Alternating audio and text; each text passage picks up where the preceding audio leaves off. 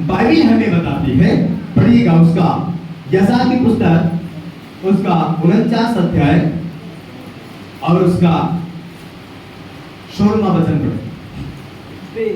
देख मैंने तेरा चित्र अपनी हथेलियों पर खोद कर बनाया। Hallelujah hallelujah, hallelujah. Hallelujah. Okay, क्या कह रहा है परमेश्वर? देख तेरा चित्र। किसका चित्र? बोलिए ना, बोलिए ना, बोलिए मेरा चित्र। बोलिए, बोलिए परमेश्वर ने मेरा चित्र अपने हथेलियों में बनाया है। क्यों बनाया? क्यों बनाया? हाँ, ताकि वो बार बार देखते रहे, वाह ये मेरी बेटी है, ये मेरा बेटा है ना? आपके हथेलियों में जो चित्र बने होते हैं आप उसको बार बार देखते हैं, है ना? बहन लोग जब मेहंदी लगाती है ना तो दूसरे की मेहंदी जब देखती है ना तो अपनी देखती है, दूसरे की अच्छी है मेरी अच्छी तो देखती रहती है ना? लेकिन हमारा परमेश्वर हमारा और आपका चित्र अपने हथेलियों में बनाकर क्यों बनाया पता है? ताकि वो आपको देखता रहे, आप उसकी नजरों से दूर ना जाए। Hallelujah, hallelujah. पढ़ो, फिर से पढ़ो बेटा। देख मैंने तेरा चित्र अपनी हथेलियों में खोद कर बनाया है। भैया, आपके हाथ की लगाई हुई मेहंदी छूट सकती है, लेकिन परमेश्वर ने आपके चित्र को कैसे बनाया है? खोद कर बनाया है। खोद कर। पत्थर में जब पहले शिलालेख लिखे जाते थे उसको खोद कर बनाया जाता था, कारीगर उसको तराशता था, खोद करके वो चीजें लिखी जाती थी और आज भी वो चीजें बरकरार है। खोद कर बनाया हुआ चित्र कभी मिटने वाला नहीं है। हमारा और आपका परमेश्वर हमारे और आपके चित्र को क्या किया है? खोद कर बनाया, खोद कर बनाया, ताकि वो आपको देखता रहे, ताकि वो आपको देखता रहे। और जब इसकी नजर आपके ऊपर हमेशा पड़ेगी तो वो देखेगा मेरा बेटा बीमार तो नहीं है, मेरी बेटी बीमार तो नहीं है, वो समस्या में तो नहीं है, किसी परेशानी में तो नहीं है, वो देखता रहता है। सबसे पहला काम, आपका चित्र आपका परमेश्वर अपनी हथेलियों में खोद कर बनाया है। दूसरा, आगे, तेरी शहरपना। हमने नेहमिया में किसके बारे में पढ़ा था?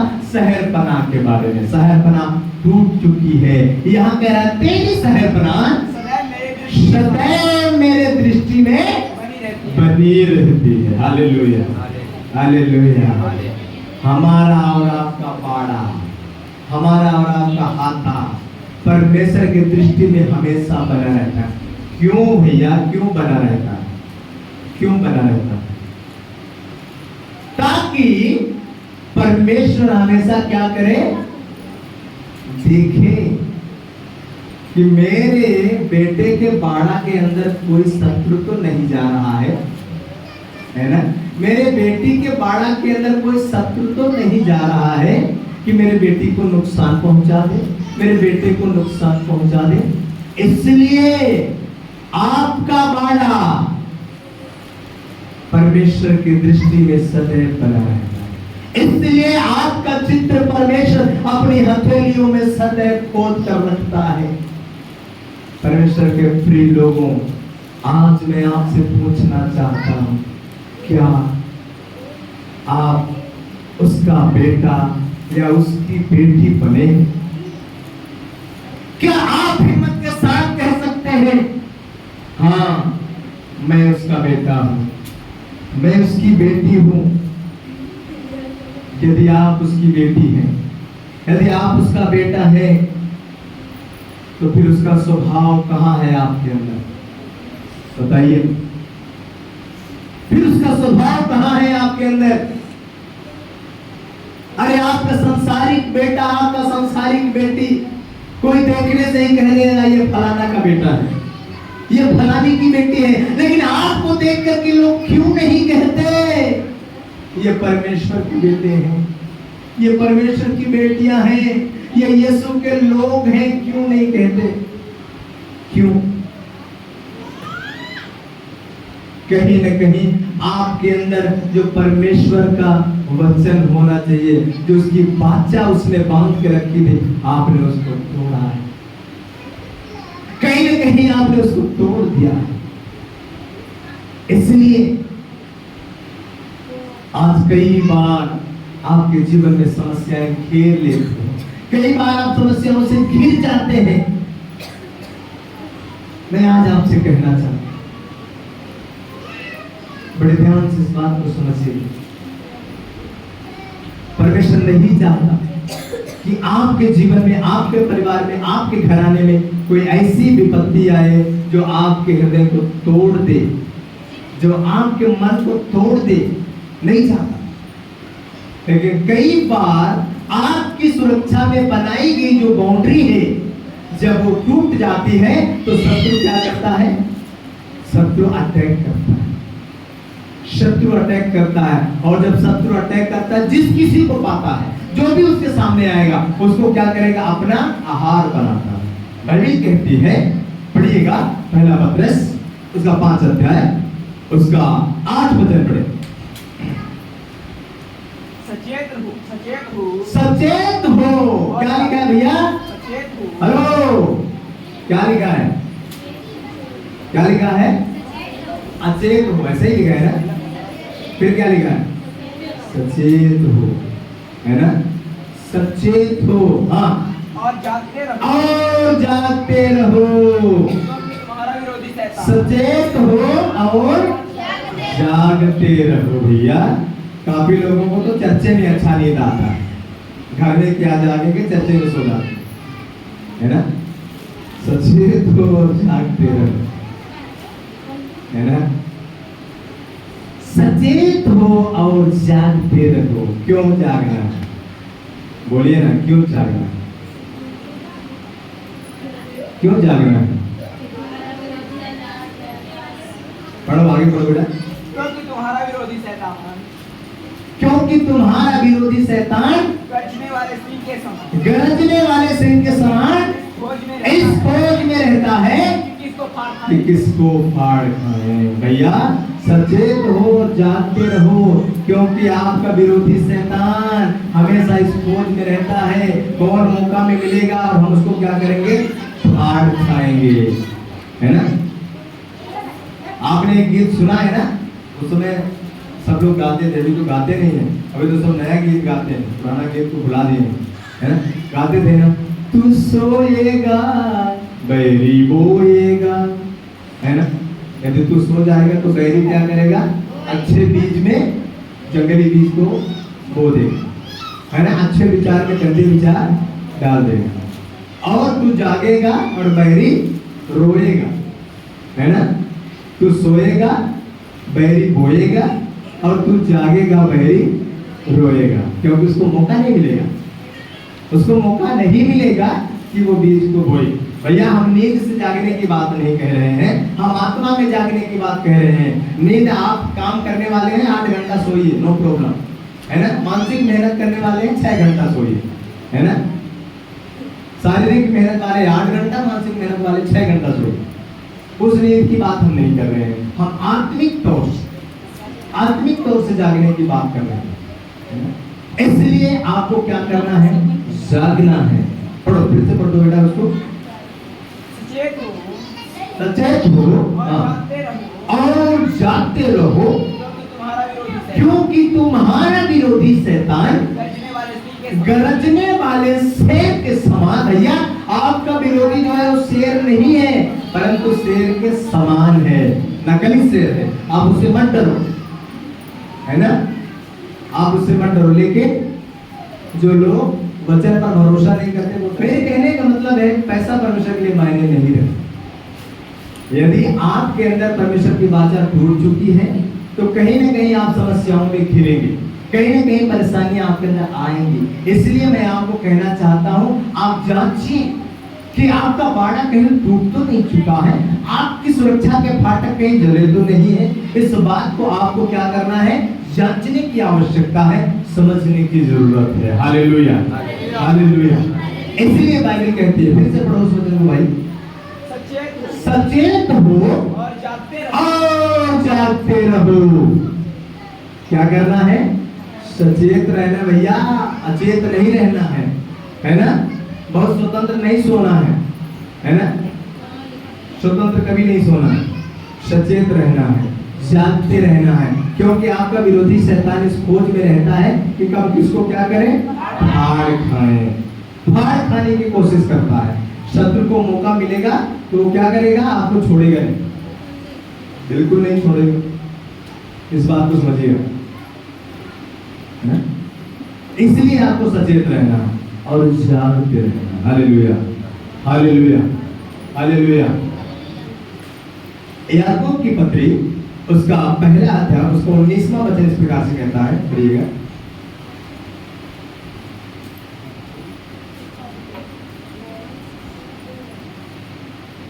ये मेरे प्रिय भाइयों, ध्यान से सुने, यहाँ पर क्या कह रहा है? मेरे प्रिय भाई और बहनों, यह बात तुम जान लो, यह बात तुम जान लो, हर एक मनुष्य हाँ सुनने के लिए तत्पर है। ध्यान से सुने, बाइबल क्या कह रही है? हर एक मनुष्य सुनने के लिए तात्पर। अब आप बताइए, आप सुनने के लिए तात्पर रहते हैं क्या? बोलिए, बोलिए, सुनने के लिए आप तात्पर रहते हैं? इस दरवाजे को खोल दे बेटा।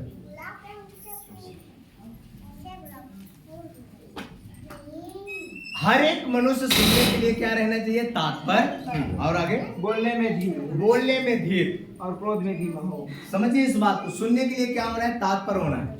आपको ज्यादा सुनना है, बोलना कम है। ज्यादा सुनना है, कम बोलना है, और क्रोध में बहुत धीमा होना है। क्रोध बिल्कुल नहीं करना है ना? क्योंकि क्रोध आपके जीवन को क्या करता है? नाश की ओर लेके जाता है। क्रोध में आप कुछ अनाप शनाप बोलेंगे, क्रोध में आपके जीवन में कुछ गड़बड़ियां निकलेंगी। इसलिए आपको क्या नहीं करना? क्रोध नहीं करना है ना? क्रोध आपको नहीं करना है। आगे? क्योंकि हाँ? मनुष्य का क्रोध है, हाँ? परमेश्वर के धर्म का निर्वाह नहीं कर सकता। मनुष्य का क्रोध परमेश्वर की धार्मिकता का निर्वाह नहीं कर सकता। इसलिए सारी मलिनता, इसलिए सारी मलिनता, उसमें मलिनता लिखा है, इंग्लिश बाइबल में लिखा है गंदगी, सारी मलिनता और वैर भाव की भट्टी को दूर करके उस वचन को नम्रता से ग्रहण कर दो। हाँ, सारी गंदगी अर्थात सारी मलिनता, वैर भाव को दूर करके, हाँ, उस वचन को नम्रता से, उस वचन को नम्रता से ग्रहण कर लो, ग्रहण कर लो, जो हृदय में बोया गया, जो हृदय में बोया गया है। आपने जो वचन को सुना है, आपके हृदय में जो वचन बोया गया है, उसको आपको क्या करना है? नम्रता से ग्रहण करना है। आगे? जो हृदय में बोया गया, हाँ? और जो तुम्हारे प्राणों का उद्धार कर सकता है। भैया, जो वचन आपके हृदय में बोया गया है, वो आपके प्राणों का क्या कर सकता है? उद्धार। आपके प्राणों का उद्धार करने के लिए बाइबल कहती है परमेश्वर की व्यवस्था प्राणों को बहाल करती है। Hallelujah, hallelujah, hallelujah. परमेश्वर की व्यवस्था प्राण को क्या करती है? बहाल कर देती है।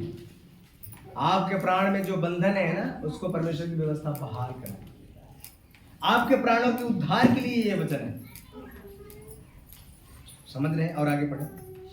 परंतु वचन पर चलने वाले, परंतु वचन पर चलने वाले बनो, केवल सुनने वाले, हाँ, सिर्फ सुनने वाले नहीं। यहाँ आके बैठ करके हर हफ्ते सुनने से कोई फायदा नहीं होगा। उस पर चलो, वचन पर चलो, आप चलने वाले बनो वचन पर। आगे? जो अपने आप को धोखा देते, हाँ, जो वचन पर नहीं चलते वो किसको धोखा देते हैं? अपने आप को धोखा देते हैं, पास्टर को धोखा देते हैं। ठीक, पास्टर ने सिखाया, मैंने नहीं माना, है ना? हमने पास्टर को क्या कर दिया? धोखा दे दिया। पास्टर ने तो सिखाया, लेकिन मैंने उसको नहीं माना। पास्टर को धोखा दे रहे हैं, आप मुझे धोखा दे रहे हैं। अपने आप को, बाइबल कहती है वचन पर चलने वाले बनो, सिर्फ सुनने वाले नहीं। जो किसको धोखा देते हैं? अपने आप को धोखा देते हैं। आगे? क्योंकि जो कोई वचन का सुनने वाला हो, क्योंकि जो कोई वचन का सुनने वाला हो और उस पर चलने वाला और उस पर चलने वाला ना हो, तो वह उस मनुष्य के समान, तो वो उस मनुष्य के समान है जो अपना स्वाभाविक मुंह दर्पण में देखता है। दर्पण में देखता है। हाँ? इसलिए कि हाँ? वह अपने आप को देख कर चला जाता है। हाँ, वो अपना स्वाभाविक मुंह दर्पण में देखता है, अपने आप को देखकर चला जाता है और फिर भूल जाता है कि मैं कैसा हूं, है ना। फिर उसको कुछ याद नहीं रहता कि मैं कैसा हूं। हालेलुया, हालेलुया, कुछ भी याद नहीं रहता। इसलिए जो वचन को सिर्फ सुनने वाला है, वचन को मानने वाला नहीं है, उस पर चलने वाला नहीं है, वो उसी मनुष्य के समान है जो अपना स्वाभाविक मुंह दर्पण में देखता है और उसको पता नहीं रहता कि मैं कैसा था, अब मैं कैसा हो गया, है ना। कहीं ना कहीं धूल मिट्टी कुछ ना कुछ, जब आप बाहर जाएंगे तो कुछ ना कुछ आपके चेहरे में लगेगा और वापस आके आप देखेंगे तो आपका चेहरा जैसा आपने देखा था वैसा नहीं रहेगा, कहीं ना कहीं कुछ धूल मिट्टी तो लगेगी, है ना। इसलिए आपको करना क्या है, आप वचन पर चलने वाले बनना, है ना, सुनने वाले नहीं। इसलिए मैं बार बार कहता हूं कि याकूब 1:26 आप याद रखना। याकूब 1:26 कितने लोगों को याद है? बाकी लोगों को नहीं याद, बाकी लोगों को याद नहीं। याकूब 1:26 पीछे वाले याद है आप लोगों को? क्या लिखा है? क्या लिखा है? नहीं याद है?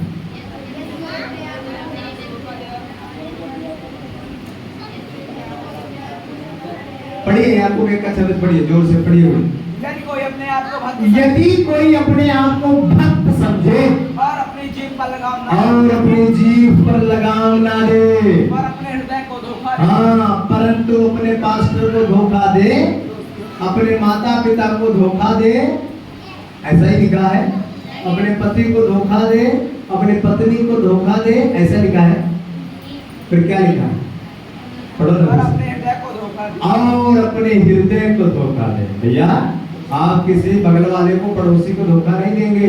आप गड़बड़ी करोगे, वो विपत्ति आपके ऊपर आएगी, पड़ोसी के ऊपर नहीं आएगी। यदि कोई अपने आप को भक्त समझे और अपनी जुबान पर लगाम न दे, वरन अपने हृदय को धोखा दे, आगे तो उसकी भक्ति क्या तो उसकी भक्ति क्या है? व्यर्थ है ना। भैया, कैंची की तरह चलने वाली जुबान को थोड़ा सा रोकिए, है ना। कैंची का काम है जहां भी लगेगी वहां काटे।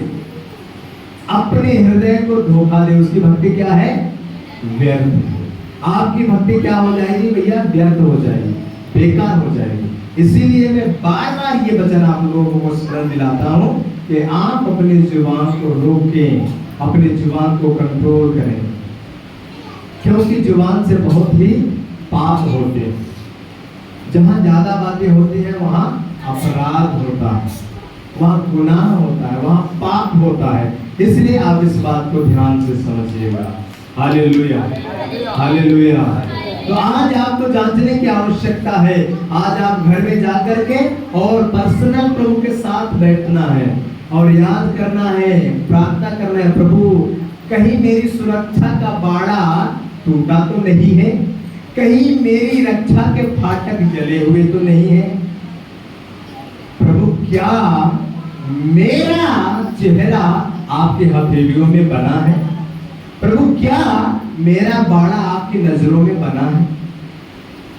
आप पूछना प्रभु से, प्रभु के सामने आप जाएं, प्रभु से आप दुआ करना, अपने आप को प्रभु के सामने लेके जाना, अर्पण करना और प्रभु की आवाज को सुनना। तब आपको समझ में आएगा कहां आपने गड़बड़ियां किया है, आपके जीवन में आने की समस्या का कारण क्या है, आपके जीवन में आने की समस्या का कारण क्या है, आपके परिवार में आने की समस्या की वजह क्या है।